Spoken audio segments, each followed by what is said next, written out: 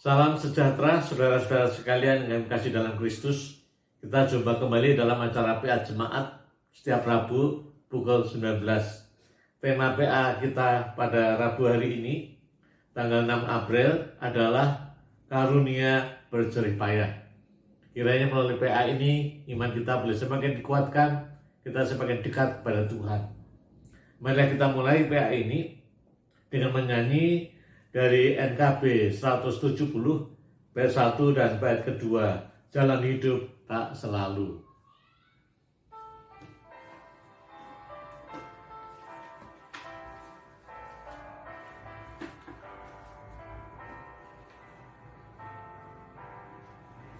Jalan hidup tak selalu tanpa kabut yang pekat, namun kasih Tuhan nyata pada waktu yang tepat.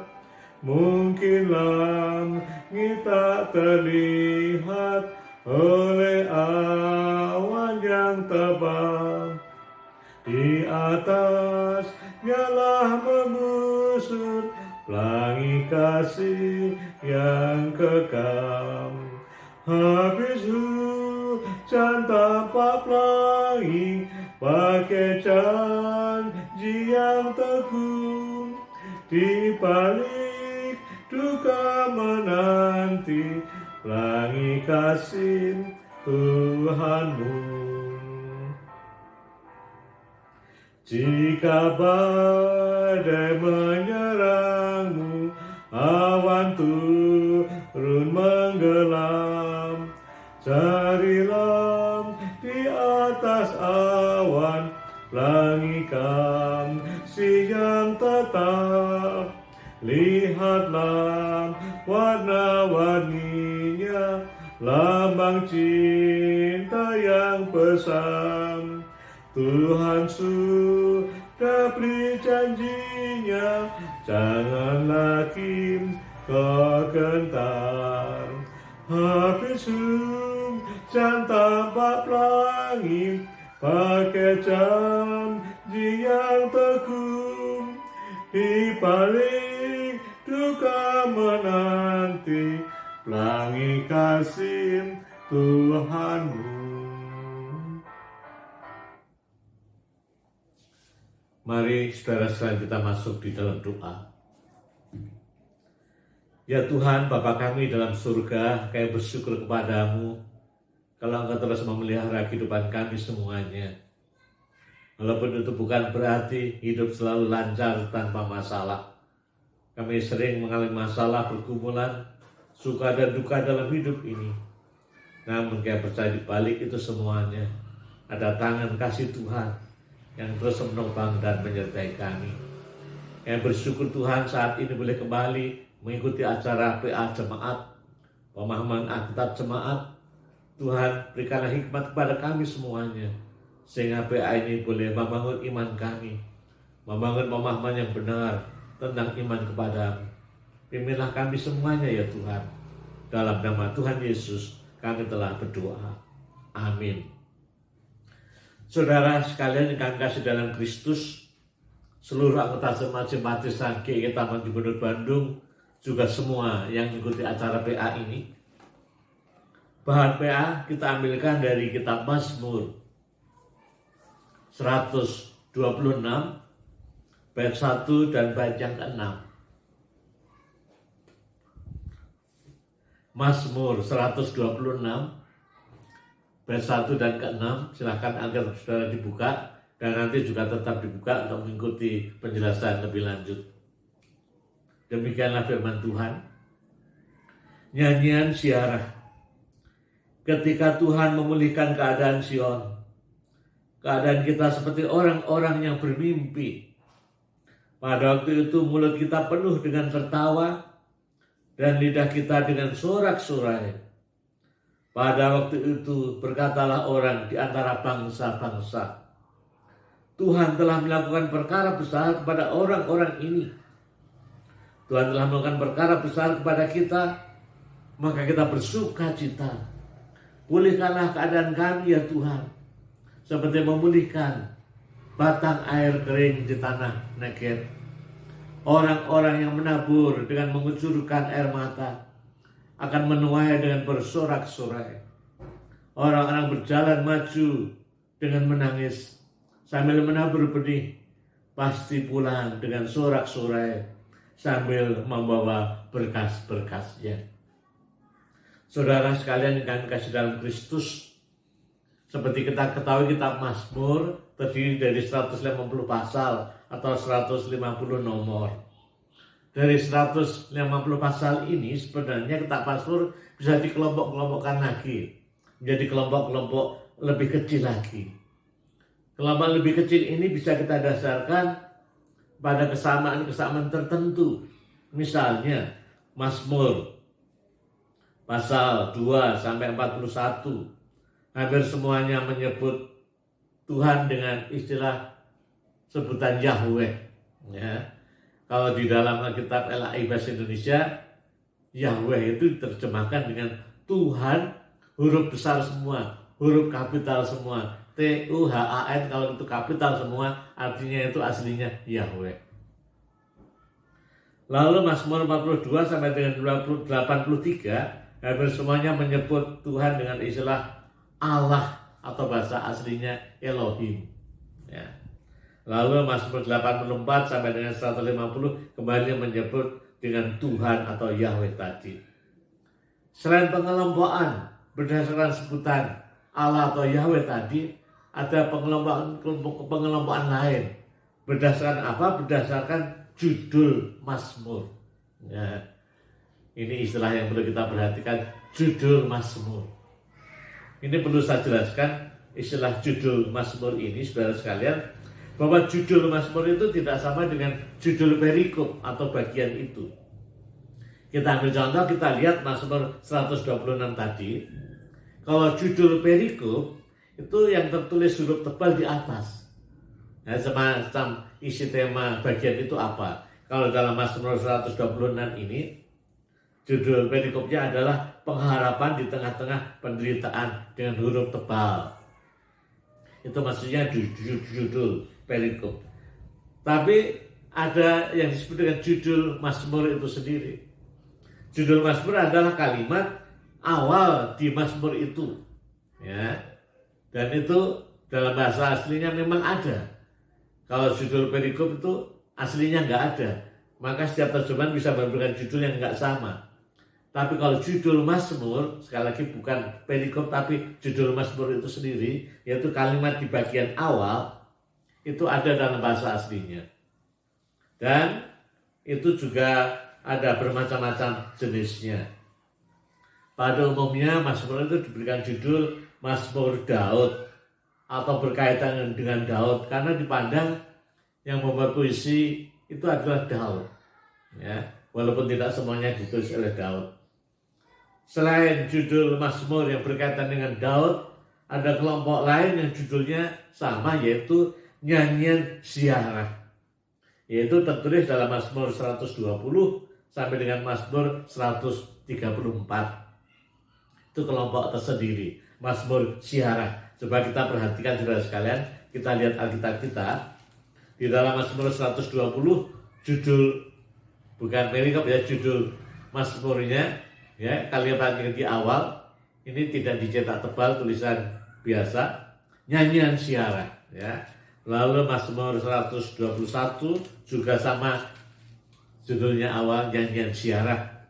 122 nyanyian ziarah Daud, 123 nyanyian ziarah, 124 nyanyian ziarah Daud, 125 nyanyian ziarah, lalu 126 yang kita akan PA ini adalah nyanyian ziarah, dan seterusnya sampai dengan Mazmur 134.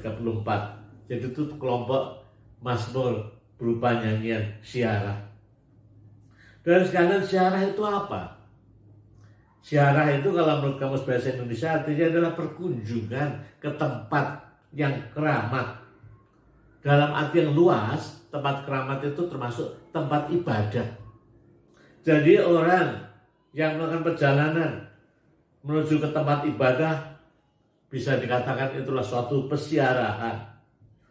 Dalam konteks Mazmur, Nyanyian Mazmur maksudnya nyanyian yang dipakai pada waktu itu oleh orang-orang peziarah umat Israel yang dalam perjalanan ya menuju Bait Allah di Yerusalem ya, dalam perjalanan menuju Yerusalem ya, peziarahan perjalanan menuju Bait Allah di Yerusalem. Dan dalam bahasa aslinya Ibrani, nyanyian ziarah ini bisa berarti naik, maksudnya peziarah umat Israel yang menuju ke Bait Allah ini melalui jalan yang mendaki, naik terus ya, karena Yerusalem dan Bait Allah tempatnya memang di atas bukit. Jadi kalau mau ke sana mesti naik ya. Itulah nyanyian ziarah. Lalu kapan umat Israel ini berziarah atau melakukan perjalanan ibadah dan perayaan di Bait Allah? Paling tidak setahun 3 kali ya. Itu ditulis di dalam Ulangan pasal 16 ayat 16 ya. Mari kita baca Ulangan 16 ayat 16. Saya bacakan demikian. 3 kali setahun setiap orang laki-laki di antaramu harus menghadap hadirat Tuhan Allahmu ke tempat yang akan dipilihnya, yaitu pada hari raya roti tidak beragi, pada hari raya 7 minggu, dan pada hari raya pondok daun ya. Jadi terutama kaum lelaki katanya diwajibkan paling tidak setahun 3 kali melakukan ibadah perziarahan atau perayaan, yaitu pertama dikatakan perayaan roti tidak beragi, yaitu merayakan atau mengingat bagaimana waktu itu umat Israel ya keluar dari Mesir ke tanah Kanaan dengan tergesa-gesa karena dikejar oleh tentara Mesir. Mereka tergesa-gesa tidak sempat membuat roti sampai mengembang, yang membuat apa adanya tanpa ragi, segera keluar ya. Maka dikatakan perayaan roti tidak beragi. Dan ini dikaitkan dengan Paskah, yaitu keluarnya umat Israel dari tanah Mesir ya. Lalu perayaan yang kedua yaitu perayaan 7 minggu, yaitu perayaan pengucapan syukur. Sebetulnya perayaan pengucapan syukur, pesta panen. Hari yang ke-50 setelah Paskah mereka merayakan pesta panen. Kalau di dalam Perjanjian Baru ini dikatakan hari Pentakosta ya. Dalam perayaan 7 minggu atau Pentakosta ini umat Israel membawa persembahan gandum ya. Persembahan hasil panen. Lalu perayaan yang ketiga itu perayaan pondok daun, yaitu perayaan yang berlangsung sekitar 1 minggu untuk merayakan panen anggur ya. Di mana mereka selama panen anggur itu mereka tinggal di pondok-pondok darurat sementara dari ranting-ranting pohon ya.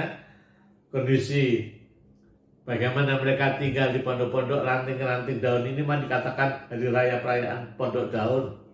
Dan ini juga mengingatkan atau mengenang juga peristiwa pengembaraan umat Israel di padang gurun dari Mesir ke tanah Kanaan. Dalam pengembaraan itu mereka tinggal juga di kemah-kemah pondok-pondok sementara darurat karena akan pergi lagi dan seterusnya. Jadi mereka tinggal di pondok-pondok yang sementara. Itulah sebenarnya 3 hari besar perayaan umat Israel yang harus dijalankan atau dilakukan oleh umat Israel di Bait Allah. Dan dalam perziarahan menuju ke Bait Allah itulah mereka memakai nyanyian-nyanyian Mazmur ya, yaitu Mazmur ziarah tadi sebagai untuk mengiring perjalanan ibadah ke Bait Allah. Sekarang kita akan masuk pada Mazmur 126 sendiri, apa isinya atau bagaimana artinya. Mazmur 126 ini ditulis setelah umat Israel bebas ya dari pembuangan di Babil, atau setelah kembali dari tanah pembuangan di Babil, mereka kembali ke tanah Kanaan. Seperti kita tahu dalam sejarah Israel, saudara sekalian, bahwa setelah Raja Salomo memerintah kerajaan Israel, lalu kerajaan itu pecah menjadi 2 kan, Israel Utara dan Israel Selatan. Israel Utara, Israel Selatan. Selatan ini seringkali disebut dengan Yehuda. Israel Utara dengan berganti-gantinya raja akhirnya juga dikalahkan oleh bangsa lain yang lebih besar, yaitu bangsa Asyur pada tahun 722 sebelum Masehi. Jadi Israel Utara katakanlah hilang terlebih dahulu. Ya. Lalu berikutnya Israel Selatan atau Yehuda, ibu kotanya Yerusalem, dan di sanalah ada Bait Allah, pusat keagamaan orang Yahudi. Di sana mereka bertahan cukup lama, diperintah oleh raja-raja Yehuda, sampai akhirnya juga diserbu dan dikalahkan oleh bangsa lain juga. Waktu itu penguasa yang menguasai katakanlah daerah sana itu kekuasaan Babel. Babel memperluas kekuasaannya sampai menyerang Yehuda itu. Maka terjadilah penyerangan-penyerangan ke Yehuda pada tahun 597. Penyerangan pertama, lalu banyak penduduk dibuang ke sana. Lalu penyerangan total habis-habisan tahun 586. Yerusalem dihancurkan, dikuasai. Bait Allah juga dihancurkan. Terjadi juga pembuangan yang diperkirakan sampai puluhan ribu ya dibawa ke Babel sana. Kita tahu saudara sekalian bahwa tinggal di tanah pengasingan, di pembuangan di Babel tentu tidak enak, tidak nyaman. Hidup tidak seperti di tanah kelahirannya sendiri dengan bebas beribadah di Bait Allah. Sekarang di Babel nggak bisa beribadah di Bait Allah. Ya, mereka merenungkan itu di tanah pembuangan, hatinya sedih. Ya, hatinya menangis. Mengapa saya begini? Ya, kami tidak bisa lagi beribadah seperti dulu di Bait Allah dengan penuh sukacita. Ada mazmur yang menarik yang mengisahkan ya bagaimana kesedihan umat Israel di Babel itu, ya, yaitu Mazmur 137. Saya akan bacakan walaupun ini tidak berkaitan langsung dengan tema kita, tapi ini menarik ya. Mazmur 137 ayat 1 sampai 6, yaitu bagaimana mereka bersedih ya di Babel tidak bisa beribadah di Bait Allah. Ini mengesankan sekali Mazmur 137. Saya baca ayat 1 sampai ayat yang ke-6. Di tepi sungai-sungai Babel, di sanalah kita duduk sambil menangis. Apabila kita mengingat Sion. Sion itu maksudnya Yerusalem ya, ada Bait Allah di sana. Pada pohon-pohon gandarusa di tempat itu, kita menggantungkan kecapi.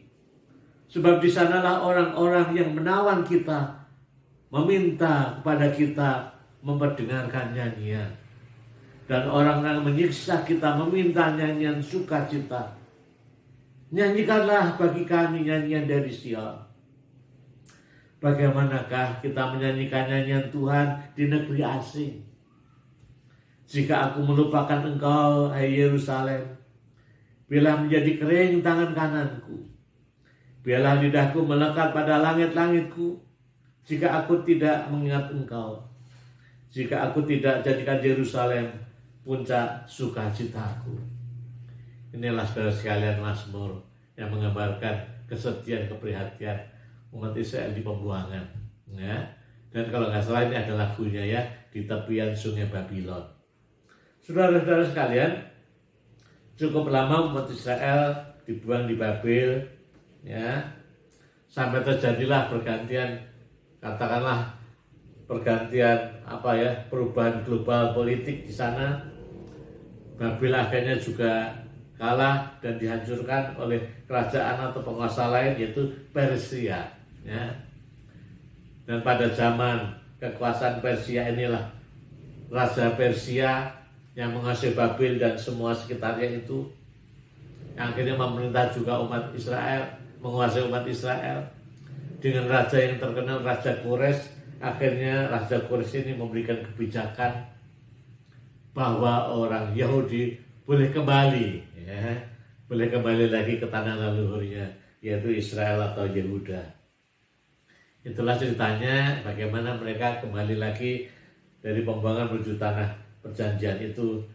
Dan ini tentu sangat menggembirakan sekali, sangat menyukacitakan sekali.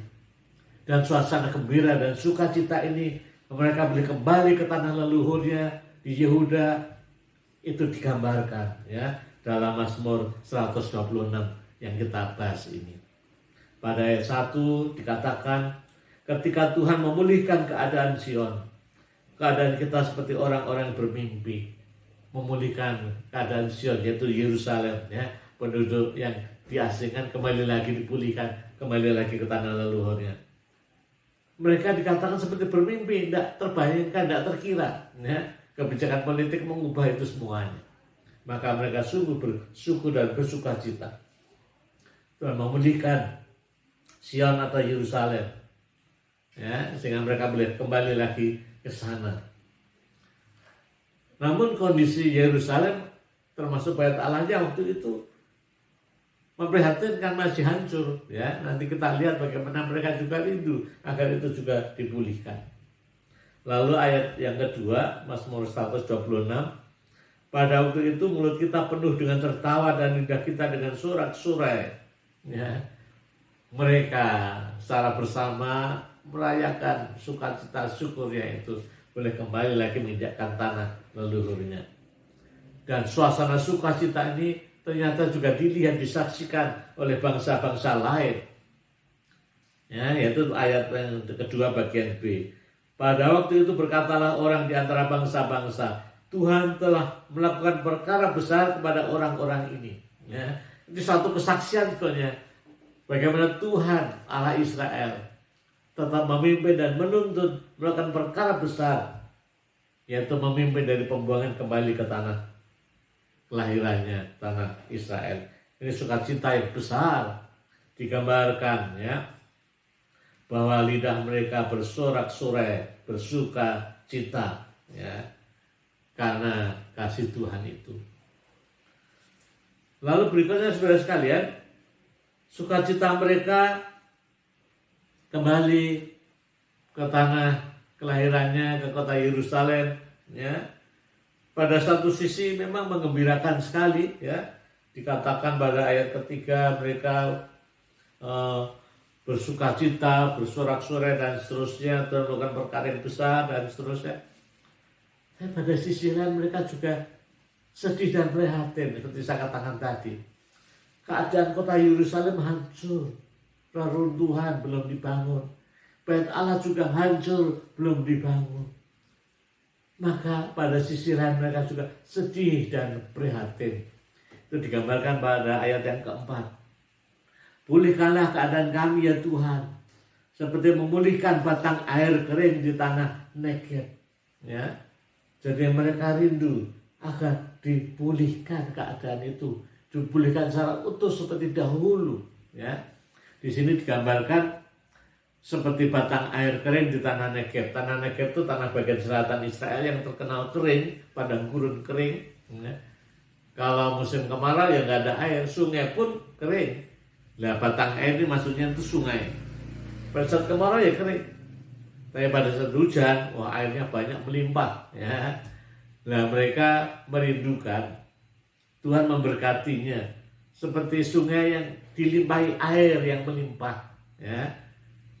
Yaitu dilimpahi dengan berkat-berkat Tuhan sehingga Tuhan memulihkan kondisi mereka. Saudara sekalian, ini tentu harapan yang bisa kita pahami bagaimana mereka merindukan seperti dahulu lagi, ya. Kotanya baik, bait Allah kondisinya pulih, bisa beribadah lagi dan seterusnya.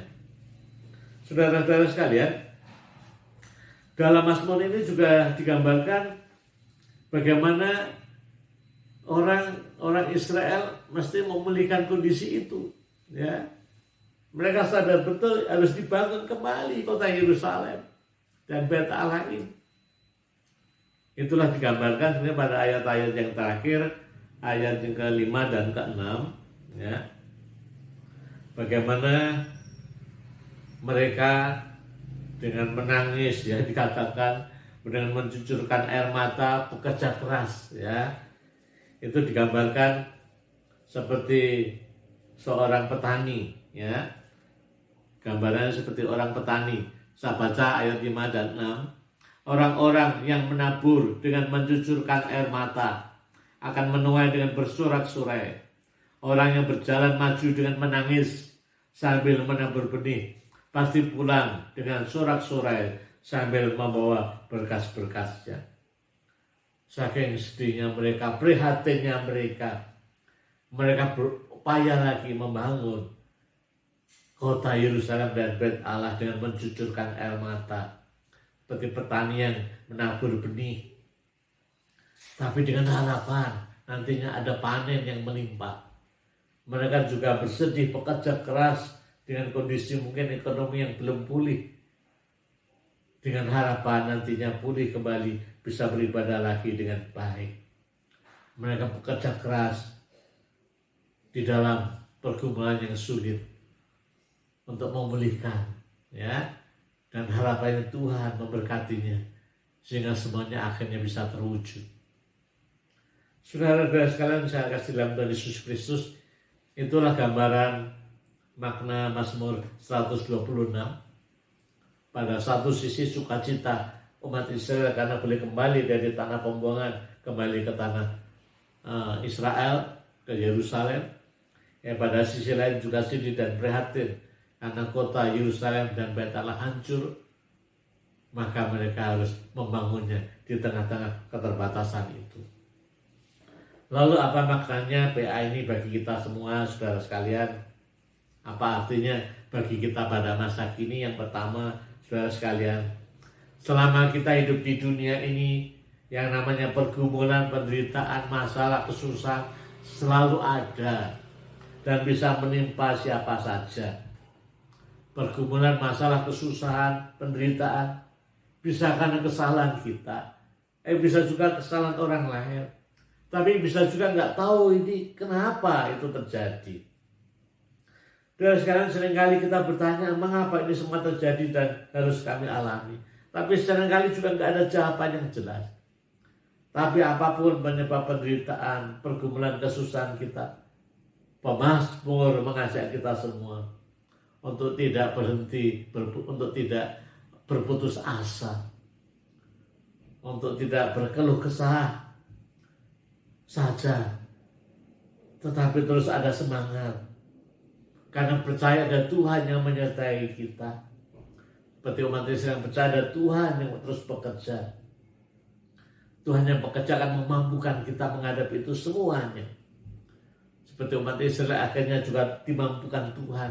Dan nanti akhirnya memang Yerusalem dibangun kembali dan Bait Allah juga dibangun kembali dan berhasil itu. Ya. Jadi Yerusalem tidak ada kata putus asa bagi kita sebagai orang beriman. Karena kita mempunyai Tuhan. Apapun pergumulan, kesusahan, masalah saudara, terus pegang janji kasih Tuhan yang menyertai kita senantiasa, sehingga kita tidak perlu terpuruk, jatuh dan berputus asa, tapi terus bangkit, berpengharapan, bersemangat membangun, menjalani hidup ini bersama dengan Tuhan. Lalu yang kedua, sebaliknya saat kita mengalami kebahagiaan, kesuksesan, sukacita dan seterusnya, kita juga jangan lupa Tuhan, ya. Kita harus selalu ingat Tuhan dan selalu bersyukur kepadanya.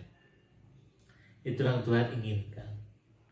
Lalu selanjutnya suka duka lancar, ya, tidak lancar, masalah dan seterusnya. Untuk semua itu seringkali kita alami bertumpuk-tumpuk dan sebenarnya terus menerus. Maka kita harus siap menghadapi itu semuanya.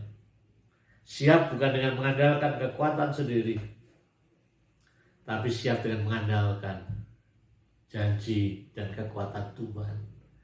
Maka kita akan terus tegar menghadapi ini semuanya. Yang terakhir, saudara sekalian, Tuhan sanggup memulihkan keadaan kita menjadi lebih baik. Tapi Tuhan juga ingin kita berupaya, kita berusaha, kita bekerja keras.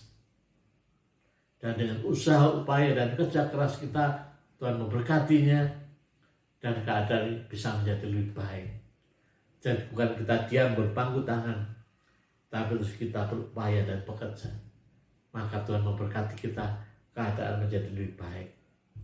Saudara sekalian, apapun kondisi saudara, pergumulan, kesulitan, mungkin juga kesusahan saudara alami, penderitaan, tekanan-tekanan dalam hidup, dalam pekerjaan, dalam keluarga, tetap harus kita hadapi.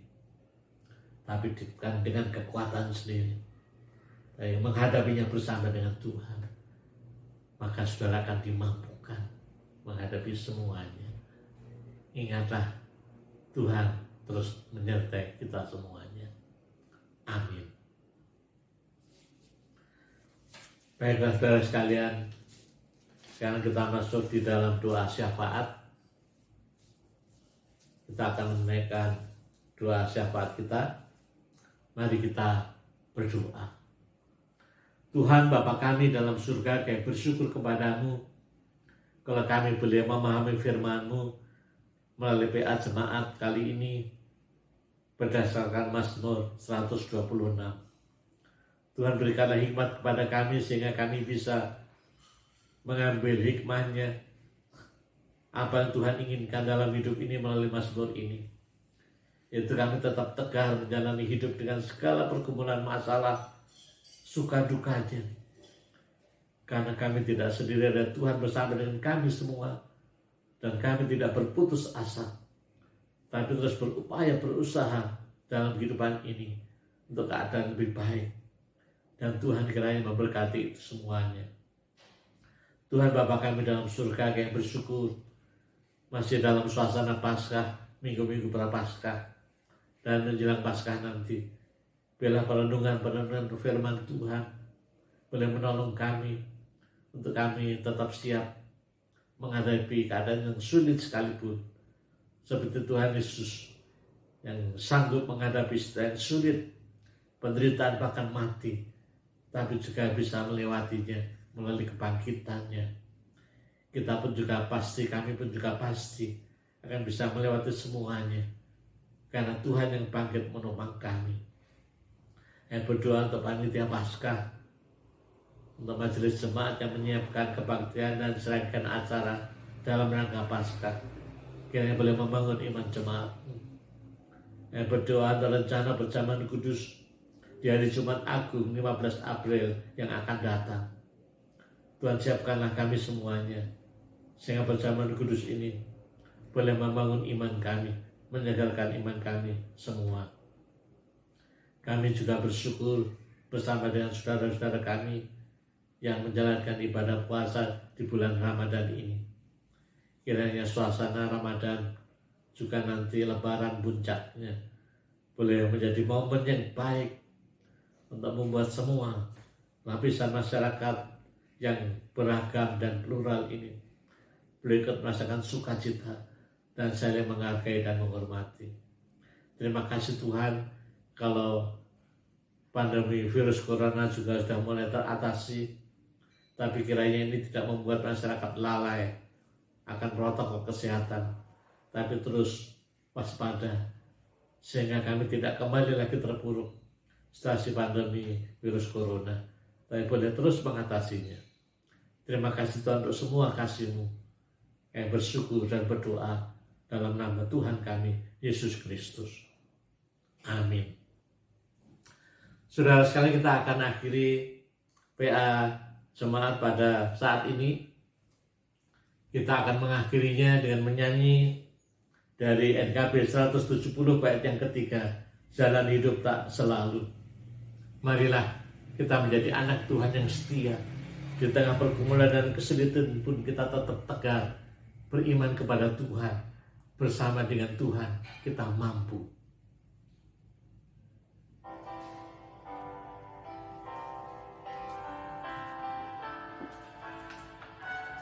Saya akan terus asa walau jalanmu gelap, berteguh kepercayaan dan langkahmu bertegar. Tuhan itu ada kasih, itulah penghiburmu. Di atas duka percaya, pelangi kasih Tuhanmu. Habis hujan tanpa pelangi, bagai janji yang teguh. Di balik duka menanti, pelangi kasih Tuhanmu.